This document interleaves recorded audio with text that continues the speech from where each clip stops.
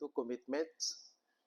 One is to help facilitate an oral Bible translation workshop in the Philippines for four of our projects. And second, a lectureship at the one of the pontifical universities in Vatican, Rome. Because I also teach text and translation in among priests and nuns in Vatican. And then Diane followed up. I prayed, of course, and I said I will go to LOL. But then I just came back from a trip to Abra. Diane knows about that. And on the way, it's a almost a 12-hour trip. I got, I became sickly, and I couldn't. I was not sure whether I will be able to make this trip or not. But praise the Lord, I'm here, and I'm excited to share something with you and also learn from you. At the outset, I would like to say that I am not a linguistics or orthography or literacy specialist, but I have learned a lot from these disciplines. And I congratulate in advance our organizers for having this team collaborating for better quality. 2 years back, I joined many of the SIL colleagues and other Bible translation colleagues in Dallas, and we also talk about quality assurance in Bible translation. So today I'd like to share some of the things that I have learned while preparing for this presentation. As my background is in Bible translation and in biblical studies in particular, I'd like to share some of the things that I've noticed using biblical manuscripts, and probably they could offer some paradigms for us in our work, or maybe we are already doing them, and maybe some of them are not yet being done, but we wish to do them. In the context of Bible translation, one of the major pillars is accuracy, and along with naturalness, clarity, and acceptability. And we talk a lot about this. And in achieving this goal, and what we have achieved so far, we owe linguistic, orthography, and literacy specialists bonds of gratitude, because we are benefiting from your scholarship. And even though we do not see each other face to face, we would like to commend you because you made our lives in the field easier, especially when you have shared with us the results of your researches. LOL are a helpmate of Bible translation. And I cannot imagine a Bible translation scenario where there is nothing that we receive from any help from LOL. So I'd like to begin with that. I'd like to acknowledge your contribution to the work of Bible translation in general. And as I was preparing for this presentation, I already told Diane in an email, I'd like to focus on orthography. And I told her that one of the learnings I experienced here is that orthography is dangerous. And also, it's dangerously powerful.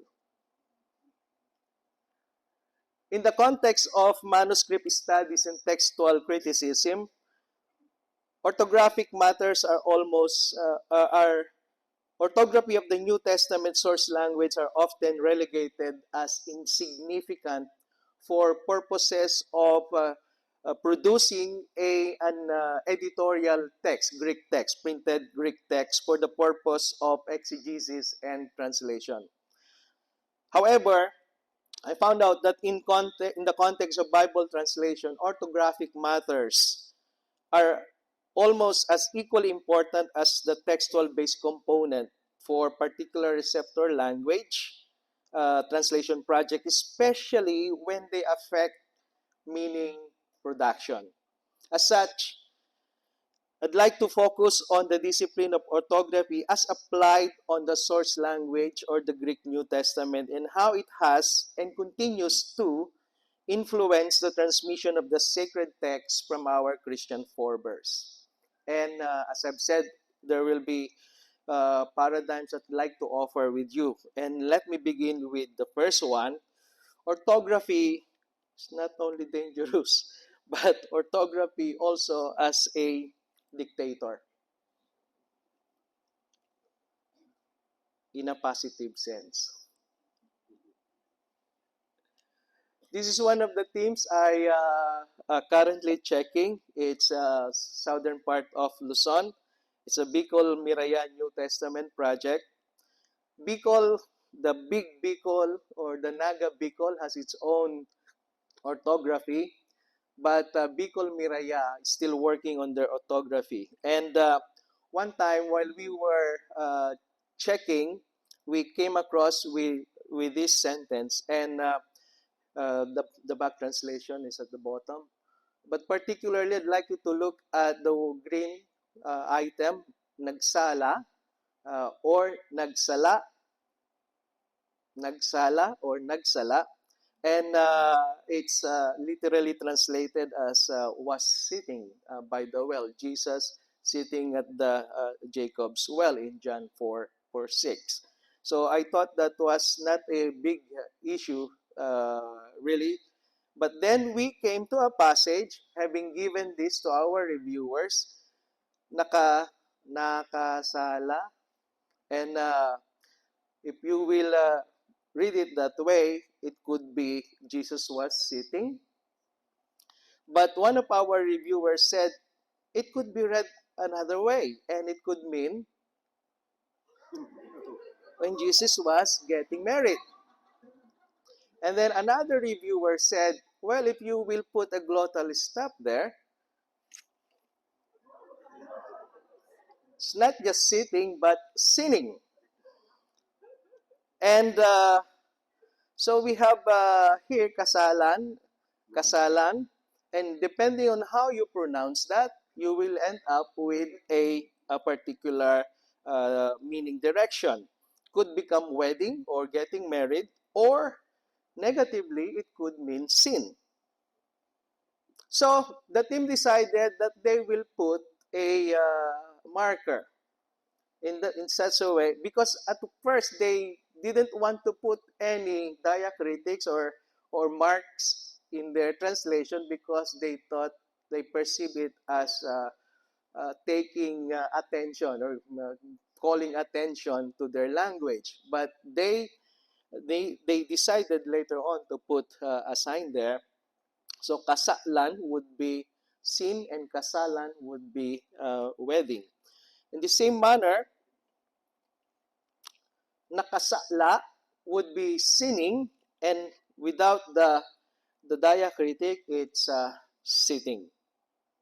Now, this example is actually reflective of what we have in the Greek text, because there are many cases in the Greek, at least the New Testament that we have similar sounding letters in Greek. So alpha, iota, and epsilon would be read as e, and omicron and omega would be read as o. Not long, not short, but o. And then we have upsilon and eta as a. And then the diphthong omicron, upsilon, and omicron would be with the hard u sound. And uh, Sometimes they don't make any changes in meaning. Sometimes the changes are significant. But for example, this one, we have here the one in red.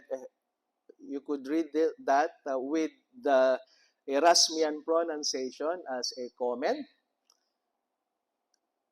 And you would translate that naturally as we have a stative. But there are some scribes, and I think the first orthographers were the scribes because they transmitted our Greek text and Hebrew text for that matter with all these symbols to help readers.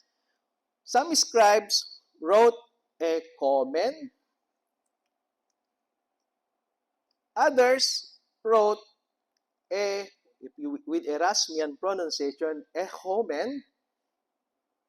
But time came when both the omega and the omicron were pronounced as O. So you just pronounce it a comment or a homen.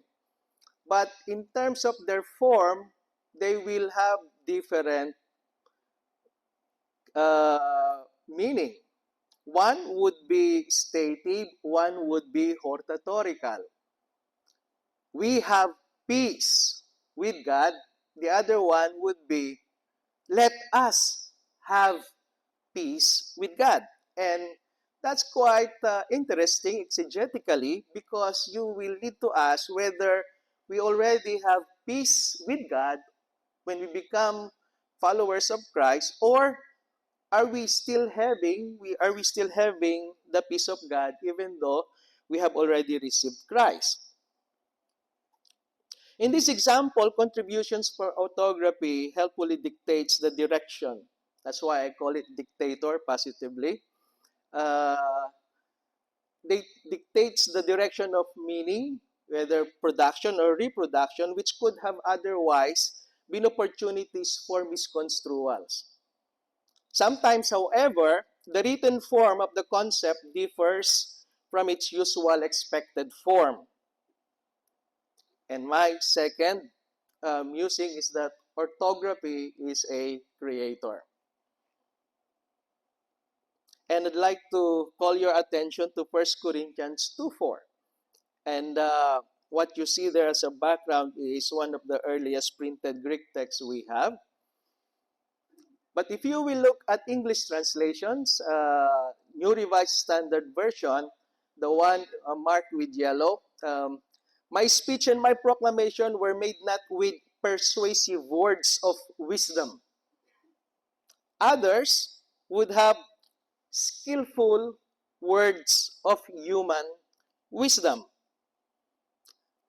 Some others have persuasiveness of wisdom, and some others would have persuasive and then not sure whether there should be words of wisdom, and that's what we see in our translation tradition.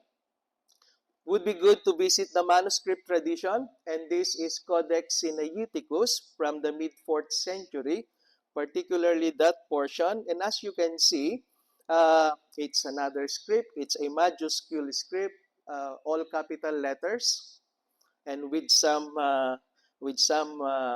interventions by other hands.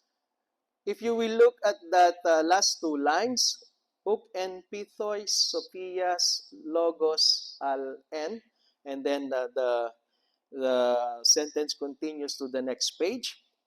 Literally, that would be the sense. In yellow, the one in rectangle, would be impersuasive word of wisdom. Notice that word is singular, but you will notice that there's an insertion there, like just a small line. And by that insertion, the singular became plural. So it became persuasive words of wisdom. But if you will notice, another style of writing could also be observed here. That one. Anthropines. And that would be adjective for human. So, we have translation within persuasive words of human wisdom. However, we have this thing, I'm sure you're very familiar with this, the hapax legomenon, or a word that existed only once in the literature, and in this case, the Greek literature, the word pithois. And pithois is either persuasive or persuasiveness or persuasion of wisdom. And if you will look at Greek at Good News translation, you will have skillful words of human wisdom. That is precisely what is reflected in this manuscript from mid-3rd century. You have the progress from shorter text to longer text, from simple word, persuasive word of wisdom to persuasive words of human wisdom. Now, another manuscript earlier than Codex Sinaiticus, 100 years younger, is Papyrus 42 by late 2nd century. And this is the part where you have, instead of pithois, so pias, you have the spelling, uh, you have persuasiveness of wisdom. And instead of pithois, you have, if you will read it with Erasmian pronunciation, peithois. But this is a case wherein in the Greek language, you have the development wherein epsilon iota is pronounced as E, not A. So it's also pronounced as pitois. And, oops. So in this case, we have the form peithois or pitois, but it becomes nominal in its form. In this particular example, orthography creates avenues to accommodate the emergence of erstwhile non-existent morphological form for certain concepts and make them become part of its lexical registry. Sometimes, however, the written form of the concept differs from its usual and expected form. And this is especially true with the case of nomina sacra or divine names. And the nomina sacra is a scribal practice of abbreviating the written form of certain terms appropriated with divinity or considered as sacred. And there are three forms on how to do that. First is by suspension. You retain the first two letters of the word being abbreviated. Suspension. Second is contraction. You retain the first two letters and the last letter of that word. And the last is the staurogram, wherein you just reflect the cross. So as you can see there, it's a staurogram. Stauros, by the way, means cross. Now, the general assumption is that there were 15 words treated with special reverence, and these are the 15 words with the transcription. And these are normally referred to makes reference to Jesus Christ or God the Father or those related to him, people or concepts related to Jesus. However, the system developed in 3 stages. This one. But the 4 core words were these 4, all referring to Jesus and God. We don't do that. We don't see that in our Bible versions anymore. We don't see God being abbreviated or Christ being abbreviated. In Exodus 27, we have this. as part of our Ten Commandments, of the Jewish Ten Commandments. And you have there the name of the Lord Shem, and then you have the 4 letters or the Tetragrammaton. So we have the Tetragrammaton here, Yod He Vav He, or YHWH. But Jews don't pronounce that name or that Tetragrammaton. They don't say it. Instead, they would use Hashem, which is translated the name. So when they pray, they don't pronounce the 4-letter name, but they say the name. Okay? And like in Leviticus 24, you have 2 occurrences there. Another way to avoid pronouncing the word is by calling it Hashemayim, or the heavens. So they don't say the YHWH, but they say the heavens. And we see that in Daniel. Here you have Shemaiah. And calling God as heavens is also reflected in the New Testament with the word the kingdom of God. In Matthew, it's used as the kingdom of heavens. They refer to the same thing, but they're trying to avoid here the Tetragrammaton, I believe.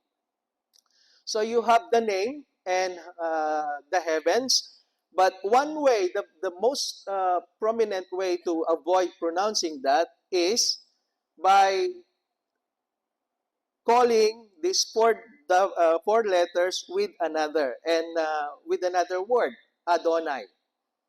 And by taking the vowels of Adonai and transporting that to the 4-letter word, instead of pronouncing it as YWH, they pronounce that as well as Adonai.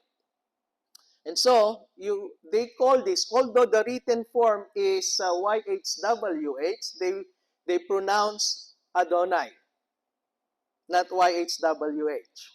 And that's the practice of Ketib Kere in the Hebrew scriptures. And there are other examples of that. Ketib Kere is what's written is to be read with another word. And in this case, we have the word in English, Jehovah or Jehovah. But normally in more recent translations, we have Lord, all capital. But the Adonai, Lord with L, the first letter, only as capitalized. And then in Tagalog, we have used that, and then another is.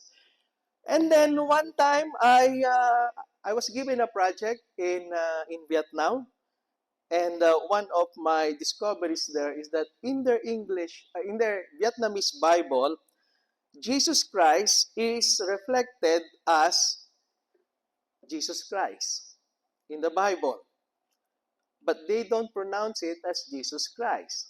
They pronounce it as Yesu Christ. So until now, it's written Jesus Christ, but it's Yesu Christ. In instances like this, orthography helps communities express their cultural identities and their respective linguistic peculiarities. In a sense, orthography creates spaces on behalf of the receptor communities. However, there are also instances when orthography can make receptor communities an advocate for certain ideologies. This lady became very popular. You notice her now? Okay? And because he intimated something to the president of US while giving a sermon. And because of that very nice word, she became viral. And some even said, why is that lady standing there? And then some people in the social media using this passage. You remember that passage? Another would be from Timothy, this one. Earlier, Kathy read to us chapter 16 of Romans. I'm happy that she mentioned that because I'll be mentioning Junya. And I call her as the accented apostle or accented apostle. Why? Because in the Greek textual tradition, we have two forms of this name. One would be with a circumflex and on alpha, and the other would be an acute accent on iota. And in Romans 16:7, you could translate that either yunya or yunyas, depending on the accent that you will follow. The one with the circumflex is a masculine form, but the one with acute is feminine. So pick your choice. But if you will look at the manuscript tradition, this one is Yunyan without accent. It's not accented. The other one from the 6th century or 5th century is accented with an acute accent. Yunyan, the first upper manuscript, the lower manuscript is accented with an acute. Now, with the circumflex union, that is masculine, union, but with the acute accent on iota, it's feminine. There's actually no manuscript with the circumflex, but we have printed Greek text with the circumflex accent. So, for a while, for a time, editors were suggesting that this Hunyan was a male apostle. But, and these are the translations that followed suit. Our earliest surviving manuscript for this is not helpful because instead of union, the N, the nu, was changed to lambda or L. And it's masculine as well. But if you will look at illustrations or drawings, you will notice that there's a name there, Yunya, and she is reflected as a female. But if you will notice at the other side, you have the apos there, and it's associated with Andronicus, which means that only Andronicus was considered as an apostle. And here's my mentor.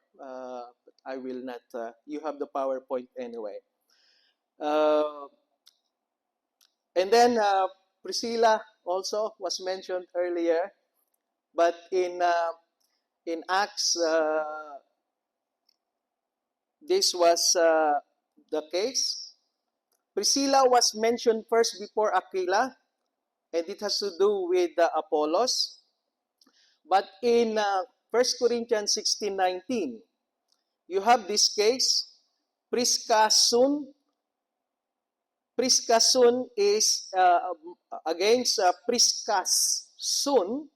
One would just think that this is a case of misspelling. Yes, maybe. But unfortunately, the result is quite significant. Priskasun is feminine.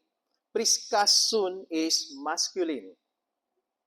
So by just one letter, the gender change. And I call that sex change by transcription.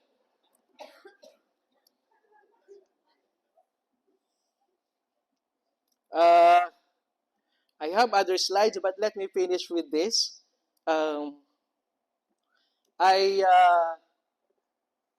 In my experience preparing this presentation, I saw that as a paradigm, orthography can be a dictator of meaning positively. It can also be a creator of meaning, and it can also be an ideologue. Orthography is dangerous, and I said dangerously powerful, but in the context of Bible translation, it's dangerously helpful. And the UBS would be happy to collaborate with every organization that will pursue the visions and dreams of LO.